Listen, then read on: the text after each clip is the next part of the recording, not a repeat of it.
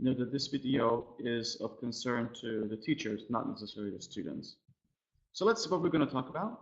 We'll talk about the scope of the exam, the parts, some sample answers, and how this exam is really graded. If we talk about the scope, since this is only step one, it's quite a simple exam. So basic things are the use of full sentences, not just questions. What's your name? Bob, of course. My name is, so full sentences in every answer, even if it's yes, I do, no, I don't, or things like this. Always only full sentences. Answering intro questions. Where are you from? How old are you? Something like this. Simple topics and answering questions like, do you like this? What color is it? How many can you see? So it's a very simple topic.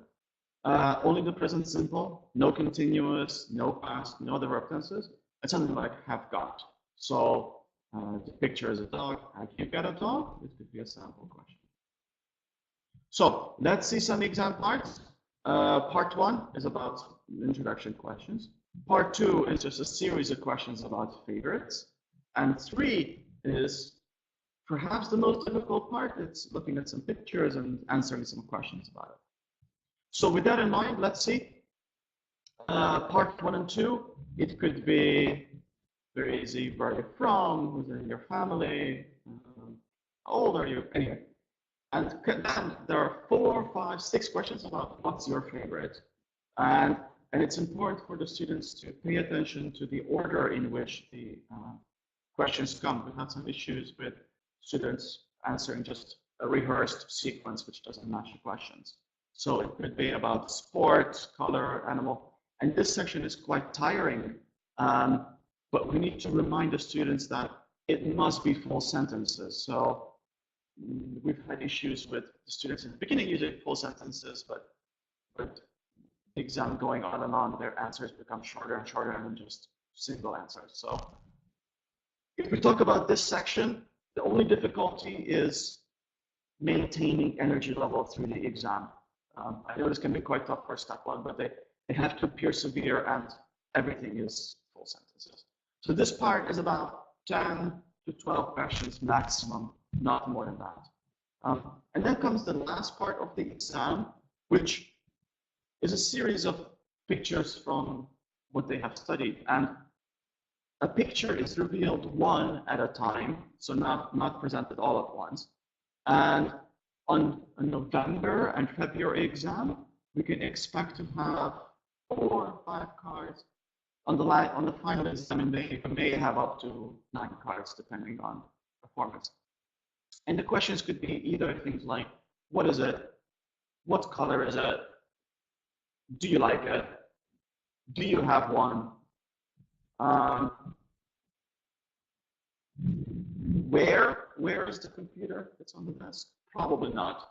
This might come up in May, or if some student is doing extraordinarily well, this question could come up just to see if we can really push the upper 90s score. Okay? And of course, the students can ask for help. The students can say, I don't understand, I don't know.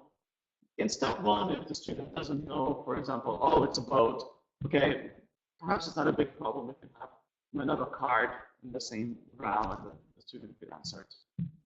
Okay, so this exam is pretty short, as you can see, around 2 minutes.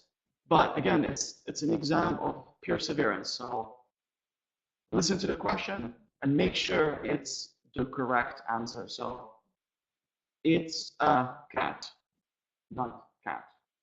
What color is it? It is, or it's brown and black and white.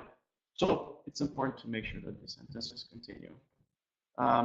It's the same sort of grading as the others, but because there are few questions here, the whole exam is at most 20 questions. I mean, 20 question and answer.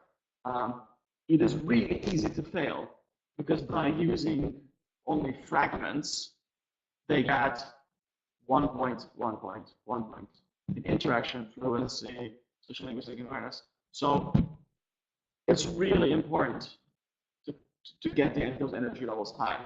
And it's extremely easy to fail Also, the students should be careful that if they don't know the word for something, that they don't ask for Russian, that they don't say the word in Russian. If they say it in Russian, it means that they're not even aware that the languages are different and they don't know how to ask for help, and they lose the points for grammar and vocabulary. So it's really quick to lose those points if students start speaking Russian.